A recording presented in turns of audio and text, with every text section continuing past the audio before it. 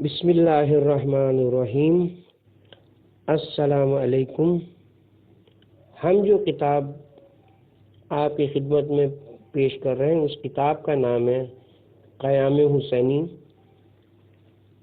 کتاب کے مؤلف ہیں حضرت آیت اللہ سید علی خامنہئی صاحب،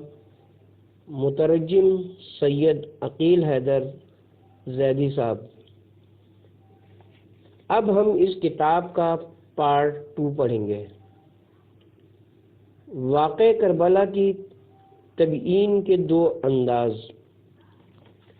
واقعہ کربلا کو 2 طرح سے بیان کیا جا سکتا ہے، ایک تاریخی واقعات کے بیان کرنے کے ساتھ کہ خود ان واقعات کا بیان کرنا بھی اپنے ہمراہ بہت سے پیغامات رکھتا ہے۔ امام حسن مجتبی علیہ السلام کی شہادت کے بعد حضرت امام حسین علیہ السلام نے اپنی 10 سالہ طولانی پر رنج و غم زندگی کس طرح گزاری، آپ کی راہ اور رفتار اور سیرت کیا رہی، آپ کو کس طرح کے خطوط لکھے گئے اور آپ نے ان خطوط کا کیا جواب دیا،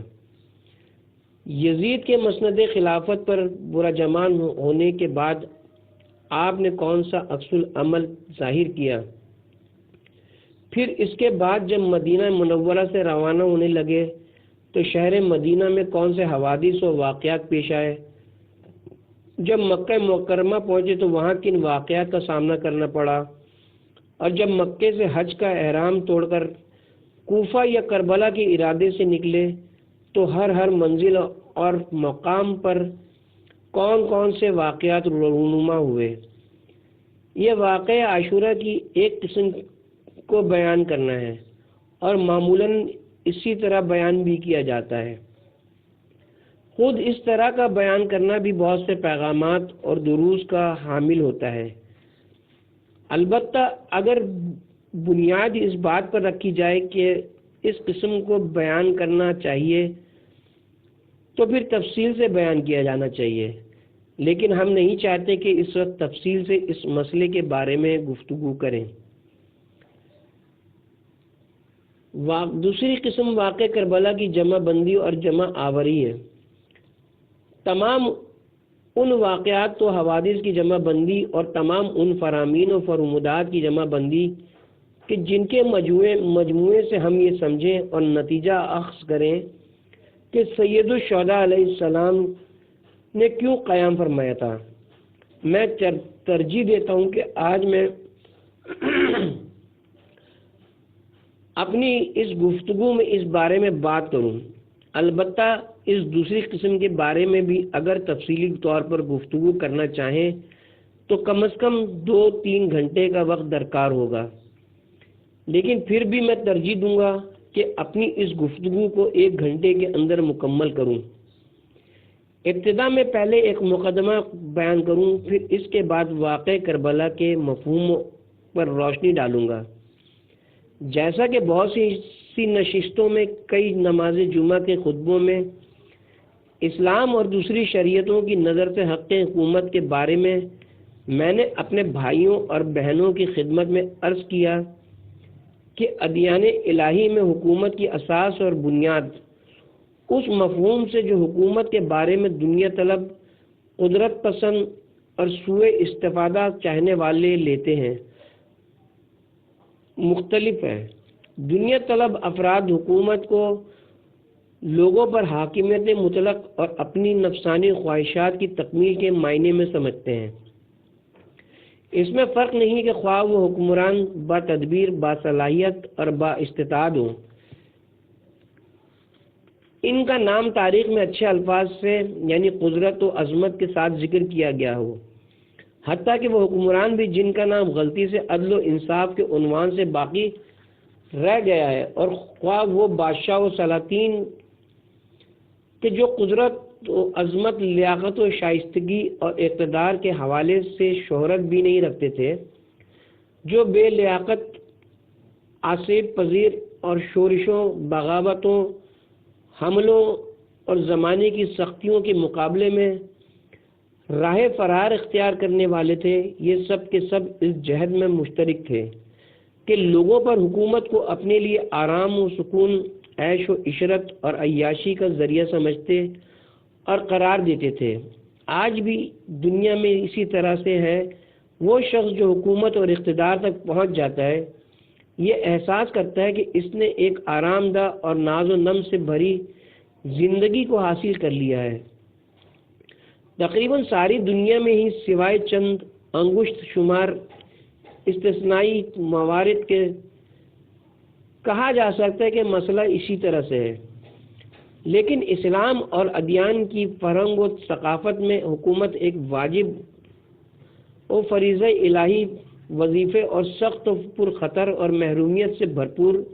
ماموریت و ذمہ داری کے معنی میں اور اجتماعی ذمہ داریوں کے سنگین ترین بوجھ اٹھانے کے معنی میں ہے۔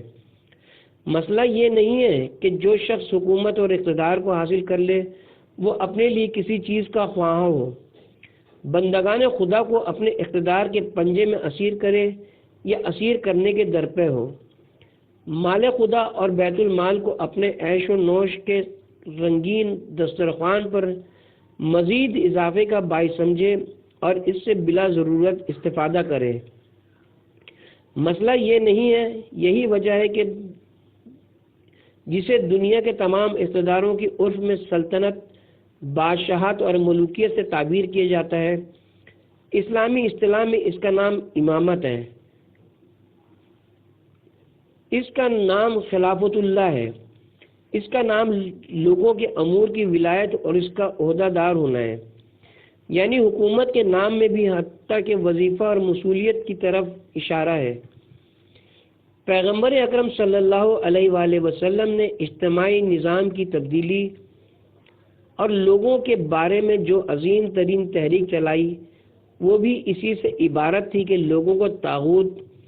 اور ظالم و جابر حکمرانوں سے نجات دلائیں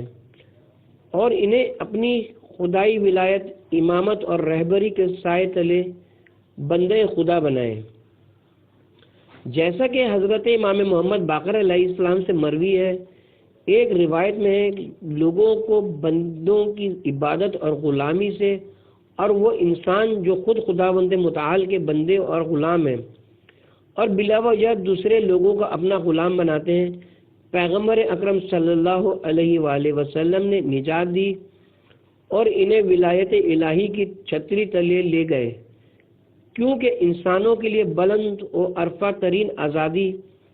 عزت اور عظمت اسی ولایت کے سائے میں میسر ہے۔ انبیاء الہی کی بعثت کا مقصد پروردگار عالم کے تمام انبیاء عظائم من جملہ ہمارے بزرگوار پیغمبر اسلام صلی اللہ علیہ وسلم جب مبعوث برسالت ہوئے تو در حقیقت وہ سب کے سب اس کوشش میں تھے کہ انسانوں کے لیے ایک جدید زندگی کی منصوبہ بندی کریں، اور یہ چاہتے تھے کہ خود اپنی ہی حیات طیبہ کے دوران اگر ممکن ہو تو قدرت الہی کو بروئے کار لاتے ہوئے اس نئی زندگی کے تمام اطراف و جوانب کو جو ضروری اور ناگزیر ہے محقق کریں۔ اگر کوئی شخص یہ خیال کرے کہ انبیاء الہی علیہم السلام صرف ان لوگوں کو واعظ و نصیحت کرنے کے لیے تشریف لائے تھے تو وہ اشتباہ کا شکار ہے۔ انبیاء الہی علیہ السلام صرف نصیحت کرنے، درس دینے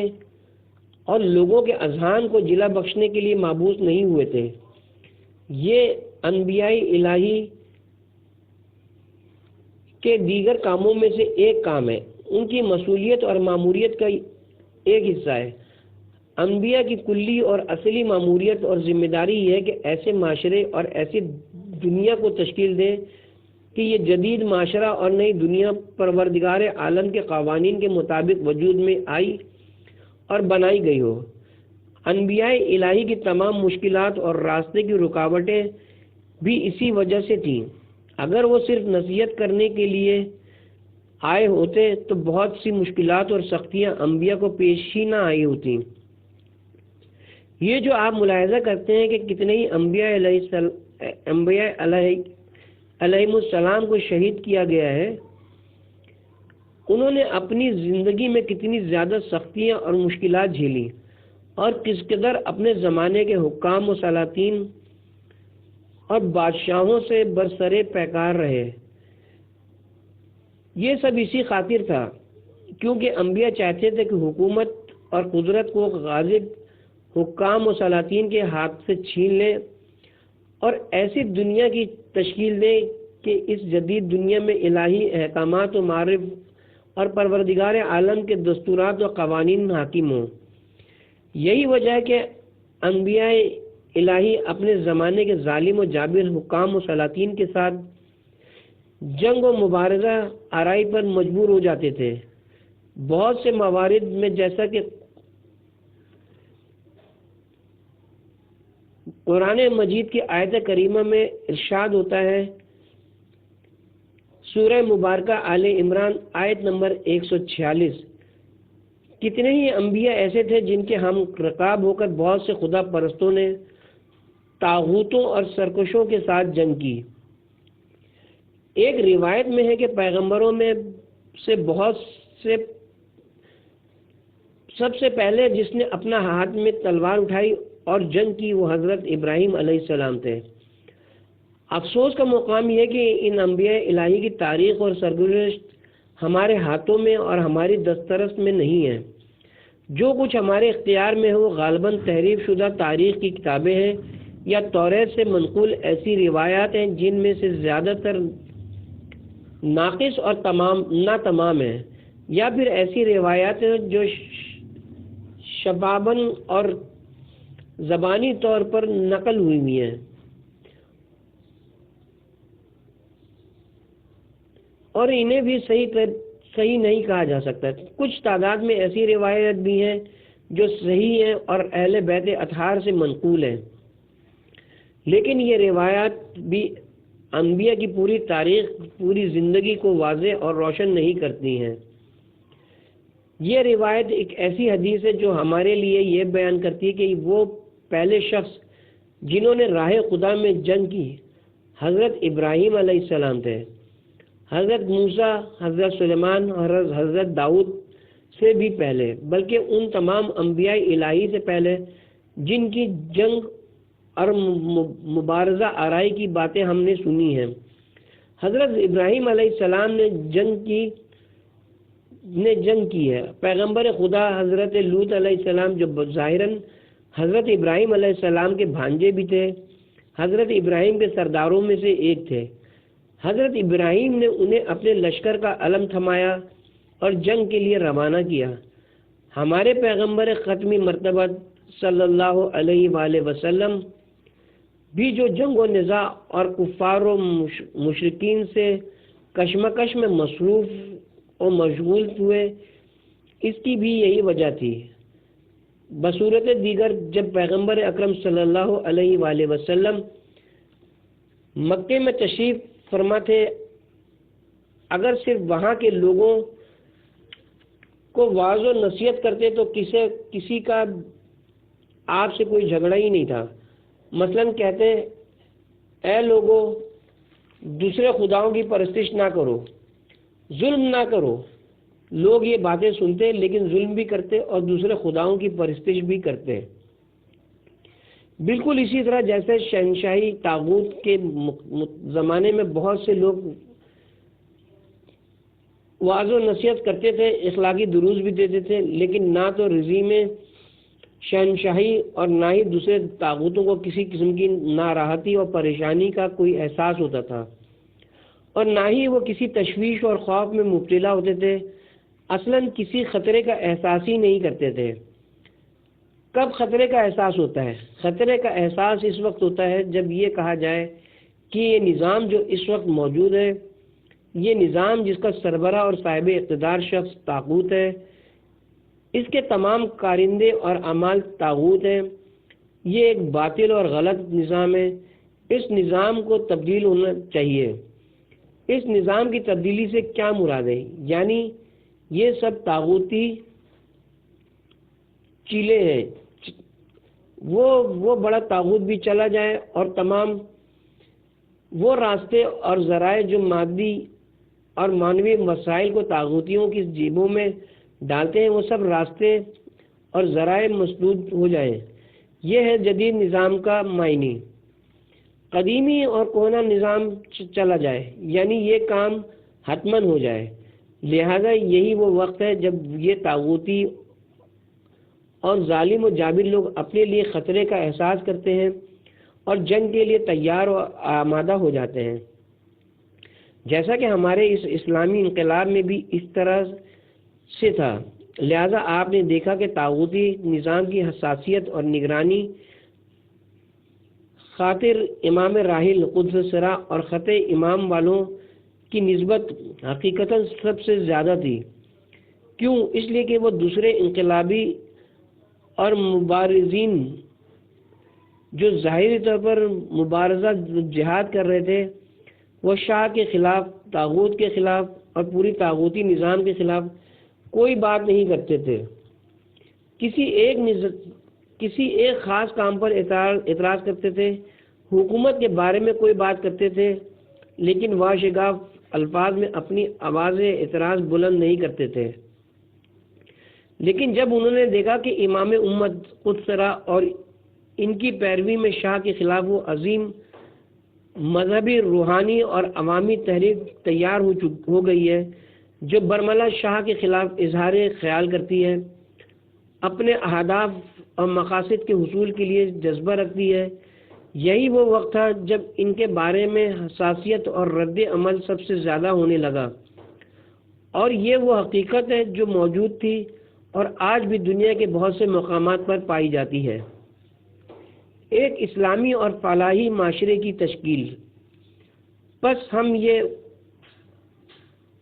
عنوان مقدمہ بیان کرتے ہیں کہ یہ باتیں کلیات کے طور پر آپ کے اذہان میں رہنی چاہیے کہ انبیاء علیہم السلام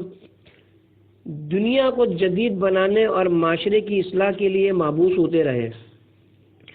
جیسا کہ پیغمبر اکرم صلی اللہ علیہ وآلہ وسلم مبعوث برسالت ہوئے اور آپ نے ایک جدید دنیا کی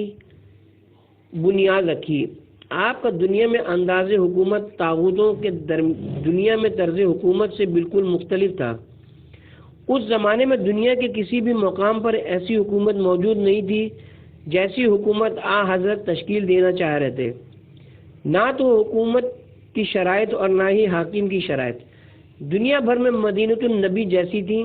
نہ ہی حاکم کا رعایا سے رابطہ اور تعلق ساری دنیا میں مدینۃ النبی سے کوئی مشابہت رکھتا تھا۔ در حقیقت یہاں کچھ اور تھا اور وہاں کچھ اور۔ نہ تو اقتصادی لحاظ سے حکومت پیغمبر کا اقتصاد دنیا میں رائج اقتصاد کے مشابہ تھا۔ دنیا کے ہر مقام پر روپے، پیسوں، اقتصادیات، مال و دولت کی ریل پیل، ذرائع معاش اور نہ جانے زمین اور سرمایہ کاری کے بارے میں کون کون سے نظریات موجود تھے، اور وہ کسی اور ہی طرح عمل کرتے تھے، جبکہ پیغمبر اکرم صلی اللہ علیہ وآلہ وسلم اس طرح عمل کرتے تھے کہ دنیا کے اقتصاد کا کوئی نمونہ آپ کے اقتصاد کی کیفیت سے میل نہیں کھاتا تھا، اور نہ ہی پیغمبر صلی اللہ علیہ وآلہ وسلم کے معاشرے میں لوگوں کے ایک دوسرے کے ساتھ روابط اور اجتماعی تعلقات دنیا کے کسی دوسرے معاشرے کے ساتھ کوئی شباہت رکھتے تھے۔ یہ ایک آئیڈیل چیز تھی، ایک ایسی بے نظیر اور بے مثال چیز تھی کہ جس کا کوئی بھی پہلو دنیا بھر میں موجود نہ تھا۔ پیغمبر اکرم صلی اللہ علیہ وآلہ وسلم تشریف لائے اور آپ نے کچھ اس قسم کی دنیا کی بنیاد رکھی۔ پیغمبر اکرم صلی اللہ علیہ وآلہ وسلم نے مبعوث ہو کر خود اپنے دست مبارک سے اس اسلامی معاشرے کے تمام خد و خیال اور پہلوؤں کی نقشہ کشی کی، جو لوگوں سے فرمایا، خود بھی اس پر عمل کیا۔ کوئی ایسی چیز نہیں تھی جو پیغمبر اسلام نے لوگوں سے کہی ہو اور خود اس پر عمل نہ کیا ہو۔ لوگوں سے کہتے تھے نماز پڑھو، خود پہلے ہی سے نماز پڑھنے والے تھے۔ لوگوں سے کہتے تھے زکوٰۃ ادا کرو، خود حضرت صلی اللہ علیہ وآلہ وسلم لوگوں سے زکوٰۃ وصول کرتے تھے۔ لوگوں سے کہتے تھے راہ خدا میں اپنا مال خرچ کرو، خود اپنا اور لوگوں کا راہ خدا میں دیا ہوا مال اس کے مخصوص مصارف میں خرچ کرتے تھے۔ لوگوں سے کہتے تھے راہ خدا میں جہاد کرو۔ در حقیقت جہاد کا مجسم نمونہ اور معلم جہاد خود آپ کی ذات گرامی تھی، یعنی تمام وہ چیزیں جو اسلام میں اسلامی نظام کے مجموعے کے عنوان سے پیغمبر صلی اللہ علیہ وآلہ وسلم کے ذریعے بیان ہوئی تھی، وہ سب کی سب خود حضرت کے عمل میں اور اس معاشرے میں جسے آپ نے تشکیل دیا تھا موجود تھی۔ پیغمبر اکرم صلی اللہ علیہ وآلہ وسلم عملی اور آشکارا طور پر یہ چیزیں لوگوں پر ظاہر کرتے تھے۔ اس اسلامی نظام کے احکامات میں سے صرف ایک حکم ایسا تھا جسے پیغمبر اکرم صلی اللہ علیہ وسلم نے بیان تو کیا تھا لیکن خود اس پر عمل نہیں کیا تھا، کہتے تھے لیکن عمل نہیں کر سکتے تھے۔ یہ نظام اسلامی کے اراکین میں سے ایک رکن تھا، وہ معاشرہ جو پیغمبر اکرم صلی اللہ علیہ وسلم نے تاسیس کیا تھا۔ اگر وہ معاشرہ فرض کریں 10 یا 12 ارکان پر مشتمل تھا تو اس کے ارکان میں سے ایک رکن یہ تھا جسے پیغمبر صلی اللہ علیہ وآلہ وسلم بیان کرتے تھے، اس کے احکام بیان کرتے تھے، اس کی خصوصیات بیان کرتے تھے، اس کے تمام پہلوؤں اور جوانب کو واضح کرتے تھے، لیکن خود رسول اکرم صلی اللہ علیہ وآلہ وسلم نے اسلامی نظام کے اس عظیم رکن پر عمل نہیں کیا تھا اور اس پر عمل کر بھی نہیں سکتے تھے، اس لیے کہ پیغمبر صلی اللہ علیہ وآلہ وسلم کے اس رکن پر عمل کرنے کے امکانات موجود نہیں تھے۔ وہ رکن کیا تھا؟ وہ رکن یہ تھا کہ جس وقت اسلامی معاشرے اور اسلامی نظام کا منظم تسلسل اور بہاؤ اپنی راہ سے منحرف ہو جائے اور اس نظام کا کلی تسلسل تبدیل ہونے لگے تو وظیفہ کیا ہے؟ انحراف اور بگاڑ کی صورت میں وظیفہ کیا ہے؟ جی ہاں، حقیقت یہی ہے کہ یہ چیز ایک نظام کے اراکین میں سے ہے۔ ایک نظام وجود میں آتا ہے اور مشخص اور معین کرتا ہے کہ معاشرہ مادی، معنوی اور اقتصادی خصوصیات حکومت اور دوسری ضروری چیزوں کے ساتھ لازمی طور پر وجود میں آنا چاہیے اور پھر ایسے معاشرے کو وجود میں لے بھی آتا ہے۔ لیکن اگر چنانچہ یہ معاشرہ اپنی راہ اور راستے سے منحرف ہو کر باہر نکل گیا، کچھ زور آور قدرت مند ظالم و ستمگر اور حملہ آور آئے اور اس معاشرے کو اس کی اصلی بنیادوں اور تعلیمات سے دور کر دیا یا اس کی شکل و صورت بھی تبدیل کر دی یا صورت تو تبدیل نہ کی لیکن بے روح اور معنویت سے عاری کر دیا، تو وظیفہ کیا ہے؟ اس وقت کیا کرنا چاہیے؟ یہ بھی احکام میں سے ایک حکم ہے۔ اگر دین مبین اسلام کے بانی اور مؤسس اور تمام اسلامی احکام کو تو بیان کریں لیکن اس ایک حکم کو بیان نہ کریں تو نعوذ باللہ انہوں نے ایک ناقص اور بے نتیجہ کام کیا ہے۔ اس لیے پیغمبر اکرم صلی اللہ علیہ وآلہ وسلم نے اس حکم کو بھی بیان فرمایا تھا۔ آپ نے مسلمانوں سے فرمایا تھا کہ اگر کسی وقت اسلامی نظام اپنے اسلامی خطوط و حدود سے خارج ہو اور یہ سمت جس پر اسلامی معاشرہ گامزن ہے، اگر یہ سمت قدرت مندوں، زور زبردستی کرنے والوں، منافقوں اور اپنے آپ کو مسلمانوں کی صف میں ظاہر کرنے والوں کے ذریعے سے تبدیل ہو جائے،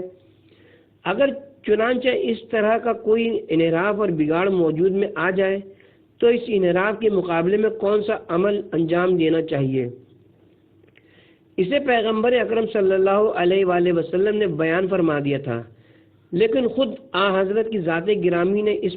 حکم پر عمل نہیں کیا تھا۔ کیونکہ آپ کے اس پر عمل کرنے کے امکانات نہیں تھے، اس لیے کہ پیغمبر صلی اللہ علیہ وآلہ وسلم کے زمانے میں اس قسم کا انحراف اور بگاڑ رونمائی نہیں ہوا تھا۔ جب تک آپ بقید حیات تھے ایسا انحراف پیشی نہیں آیا تھا کہ خود پیغمبر صلی اللہ علیہ وسلم اس حکم پر عمل کرتے کہ انحراف کے مقابلے کس طرح عمل کرنا چاہیے۔ ضروری ہے کہ اس حکم کا تعلق پیغمبر اکرم صلی اللہ علیہ وسلم کے جانشینوں کے زمانے سے ہو، یعنی اگر رسول اکرم صلی اللہ علیہ وآلہ وسلم کے جانشینوں کو ایسی صورتحال کا سامنا ہو کہ ان کے زمانے میں اسلامی معاشرہ اس قدر انحراف و بگاڑ کا شکار ہو جائے اور یہ خطرہ لاحق ہو جائے کہ اسلامی مفاہیم اور تعلیمات کلی طور پر تبدیل ہو جائیں گی، تو اس قسم کی صورتحال میں اور اس وقت کون سا عمل انجام دینا چاہیے؟ اس وظیفے کو ضروری ہے کہ آن حضرت کے جانشینوں میں سے کوئی ایک انجام دے۔ وہ کون سا جانشین ہو اس میں فرق نہیں ہے، بلکہ اس کا تعلق اس بات سے کہ وہ خاص شرائط اور حالات پیغمبر صلی اللہ علیہ وآلہ وسلم کے بعد ائمہ معصومین میں سے کس کے زمانے میں پیش آتے ہیں۔ پیغمبر اسلام صلی اللہ علیہ وآلہ وسلم کی رحلت کے بعد بڑی حد تک یہ خصوصیات محفوظ رہیں، اگرچہ ٹکراؤ اور تصادم کی کیفیت پیش آئی اور شرافت مندانہ انسانی اور الہی حاکمیت جیسے عظیم پیکر پر چوٹ بھی لگی اور مسلمان پے در پے فتوحات اور بعض دوسری سیاسی مسائل کی وجہ سے مال و دولت، دنیا طلبی اور عیش و عشرت جیسی چیزوں میں کم و بیش سرگرم ہو گئے، لیکن جیسے ہی حضرت امیر المومنین علیہ السلام ظاہری طور پر خلافت کے منصب پر فائز ہوئے، پھر وہی الہی حکومت تجدید ہو گئی۔ اب جب کہ علی ابن ابی طالب علیہ السلام حاکم اسلامی بن گئے تو بجائے اس کے کہ لوگوں پر فخر و مباحات، تکبر و خود خواہی اور ناز و نم کی راہ اختیار کرتے، بلکہ ایک عام آدمی حتیٰ کہ معیار زندگی کے لحاظ سے سب لوگوں سے نچلی سطح کی زندگی مسلمانوں کے امیر المومنین ہونے کے باوجود اختیار کرتے ہیں، یعنی ایک ایسی حالت کہ جس کا ہمیں پیغمبر اکرم صلی اللہ علیہ وآلہ وسلم کی زندگی میں بھی مسلسل اور دشوار ترین و سخت خصوصیات کے باوجود کوئی سراغ نہیں ملتا۔ آپ نے اس طرح کی کیفیت اس لیے اختیار کی تاکہ لوگوں کو اس اشرافیت کی دلدل اور طاغوتی زندگی میں غرق ہونے سے نجات دیں جس کی طرف مسلمان تدریجاً بڑھ رہے تھے، اور وہی زمانے جاہلیت کی مشکلات اور مصیبتیں دوبارہ لوگوں کی طرف لوٹ رہی تھیں اور ان پر مسلط ہو رہی تھیں۔ لیکن امیر المومنین علی علیہ السلام کی شہادت کے بعد دوبارہ وہ سارا اجتماعی اور معاشرتی انحراف و بگاڑ اسی سمت جانے لگا جس سے انبیاء علیہ السلام اور ان کے اوصیاء نے لوگوں کو روکنا چاہا تھا، یعنی پھر وہی زور و زبردستی کی حکومت،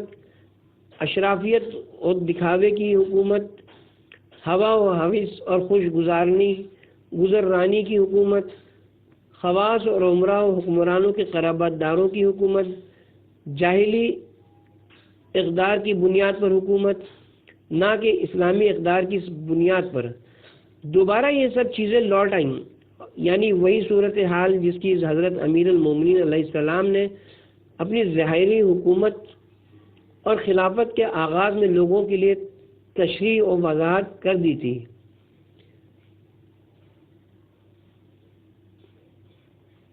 اور یہ صورتحال جو اس وقت استبداد اور ظلم و جور کی صورت میں وجود میں آ گئی تھی،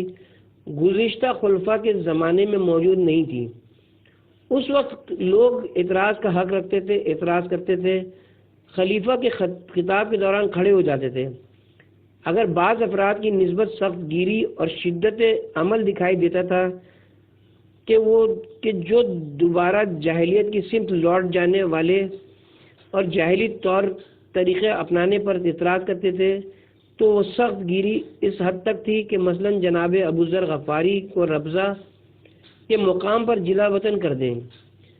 یا کبھی عمار یاسر کی خلیفہ وقت کے سامنے پٹائی کر دیں، اس سے بڑھ کر نہیں تھا۔ حقیقی مومن اور اصحاب پیغمبر کے لیے جن کی تعداد کم نہ تھی، سانس لینے اور اعتراض کرنے کی گنجائش موجود تھی، وہ جو چاہے کہہ سکتے تھے، اور اگر کوئی جنبش یا سیاست جاہلی اقتدار اور زمانے طاغوت کی کیفیت کی سمت لے جانے والے وجود رکھتی تھی تو لوگوں کو روک لیا جاتا تھا۔ لیکن امیر المومنین علیہ السلام کی شہادت کے بعد اس قدر گھٹن اور جبر و استبداد کا ماحول ہر جگہ پر حاکم ہوا کہ ہر شخص سے حتیٰ کہ سانس لینے کی طاقت بھی چھین لی گئی۔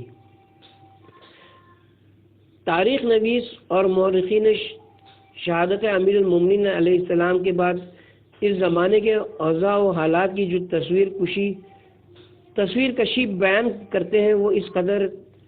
اس زمانے کے لوگوں بالخصوص مسلمانوں، مومنین اور حقیقی وفاداروں اور مخلصین کے لیے ایک تلخ مصیبت نامے سے حکایت ہے کہ انسان تعجب کرنے لگتا ہے کہ ابھی پیغمبر